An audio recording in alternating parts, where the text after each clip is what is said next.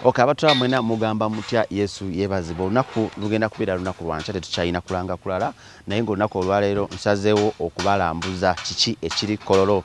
Mmanyi bangi kati muli eyo mwagala kulaba Kololo afaanana atya. Muli eyo mugenda kulinnya bbaasi, abalala mugenda kuba mulabira vidiyo eno nga muli mmotoka mutambula, abalala mugenda kujja nca, abalala mwasuze mu Kampala, waliwo abavudde Fort Portal basuze mu Kampala, abavudde Mbale, abavudde Jinja, n'abalala basuze eno mu Kampala, naye nga ekibaleese lukungaana lwa Independence Night. Naye njagala nsooke mbalambuzeeko ki ekiri wano ekyenjawulo. Aba Q Vibes Media of course be bategese olukungaana luno era nga baali wano mu bato eyaliwo ey'ensi eyali wakati wa Sindi ne Shiba, ate ne basigalayo eno ne bagati bagenda vaawo stage, esemu stage ate bayongeddeko ku luno, andowooza mulaba ebyuma bye baleese bipya.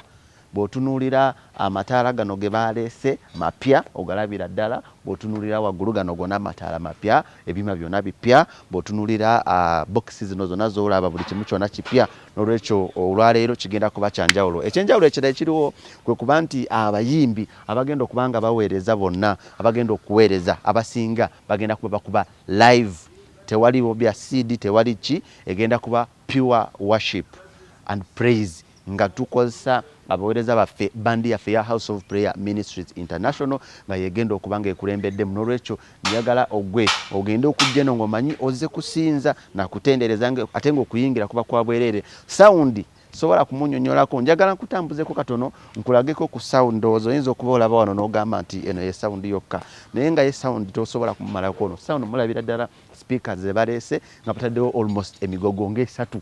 Kanji kubalire oyinza okulowooza nkulimba guno gumu amugulaba eyo line emu, eno line yakubiri, njagala ntambule njikulage.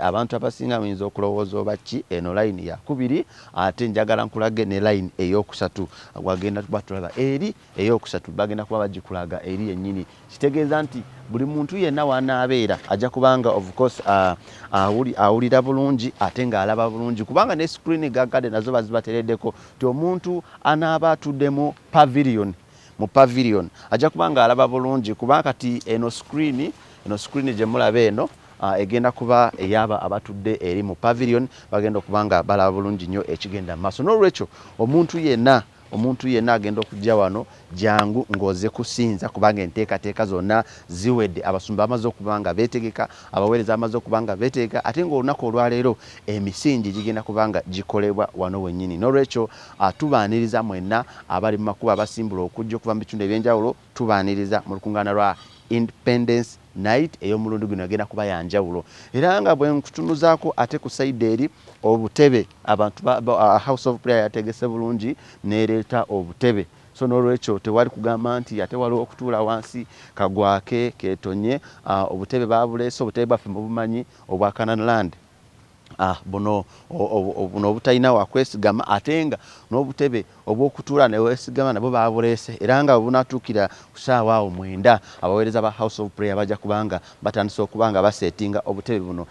Njagala mukulu owa kamera agenda kubanga balagako ku butebe obulala bwe baleese buno obw'okwesigama. Kitegeeza nti gwe omuntu anaakeera ojja kufuna omukisa okufuna ku butebe bw'otuulako, oba oyagalako okwesigama, oba oyagalanga buno obwaffe, ojja kubanga ofuna chance. N'ekirala bw'otunulako eri ezo screen ze baakateeka mu makati ziri screens 2 n'ate bagenda kubanga bongerako. Kitegeeza nti omuntu yenna w'onaabeera ojja kubanga olaba bulungi, tewali kyakwekwasa.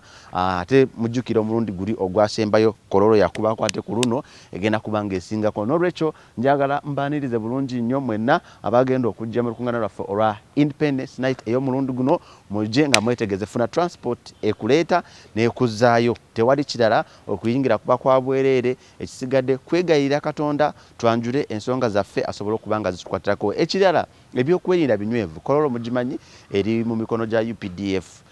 Naye kyoba olina okukola kwe kulaba nti bw'otuuka okwatagana bulungi n'ab'ebyokwerinda nti bwe bagamba tukukebere, kkiriza bakukebere. Omusumba azze nga atulambika bulungi nnyo, abakyala obutajja na ngaato z'obukondo, temuleeta giraasi, temuleeta miraazi, jangu ng'oze kusaba. N'olwekyo kyenjagadde okuba nga mbalambuzaako bwe batulaba enteekateeka ziwedde, olunaku lugenda kuba lwanca, ate nga abasinga bagenda kubanga basula wano. Tujja kuba tubaawo ebisingako mu mawulire gaffe, njagala munzikirize mbasiibire wano. Mbadde ne Mubiru yabadde akulambuzaako ku kamera eyo ng'akwata ekifaananyi bwe kiti nenga ebisingawo tujja kubanga tubabulira. Njagala mbasiibire wano mbagalize olugendo olungi mwabajja ate namwe abatuuse mu Kampala mubeere mu bulungi temulambula nnyo ate ne mubula beera around olabe ki ekigenda mu maaso. Mubeere bulungi, mweraba.